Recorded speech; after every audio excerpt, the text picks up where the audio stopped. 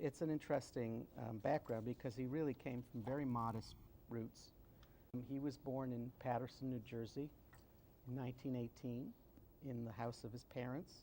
Paterson at the time was a silk weaving center, probably the silk weaving center of America. They'd all come from Białystok or somewhere. Yeah, they'd all come from Poland. There was a couple of towns in Poland, and they literally transplanted themselves to Paterson. Yeah. And which is the same name as the guy in The Producers. And I should say that part of Eastern Europe was itself a seat for a lot of radical thinking and a lot of socialist thinking. Yeah. So that his father might well have owned a couple of looms, but he was very much identified with a traditional Jewish socialist small businessman who identified with Jewish socialism. Yes. Very common story. Yeah, yeah. And they would read things like the Jewish Daily Forward, or and his father belonged to the Workman's Circle. Right.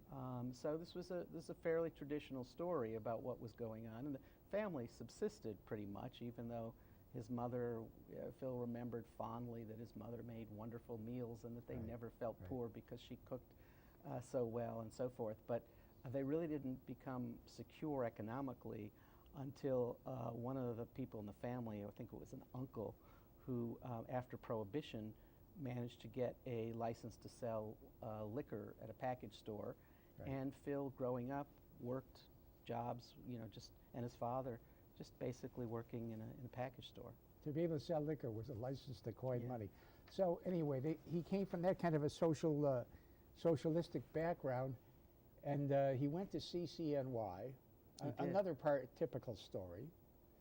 It's become made famous because the Nathan Glazer was there, and Irving Kristol, and Daniel Bell, and a whole bunch of guys who became leading intellectuals in this country.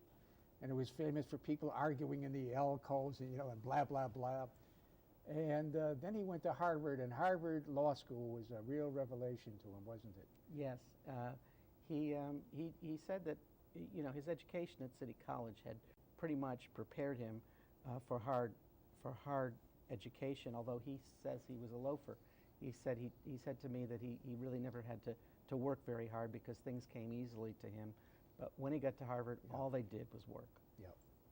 When he got to Harvard, he was scared to death because Harvard was a place that flunked people out. Yep. In those days. It was. There was a guy named Bull Warren who was the role model for the later Professor films. Kingsfield? Kingsfield, yeah. Yes. And look to your left and look to your right, and one of you will be gone. Phil said he doesn't actually remember the story, but there were plenty of legendary stories at the time about Warren having told some student to leave the class because he would never become a lawyer. And the student turns around as he's leaving. He says, I'm leaving, but I've got to tell you, Professor Warren, to go to hell. And Warren says to him, wait, come back, maybe you will be a lawyer after. This excerpt is brought to you by the Massachusetts School of Law, a leader of reform in legal education and a leader in multimedia education for the public. To view the full interview and for a full listing of MSL's programs, log on to mslaw.edu.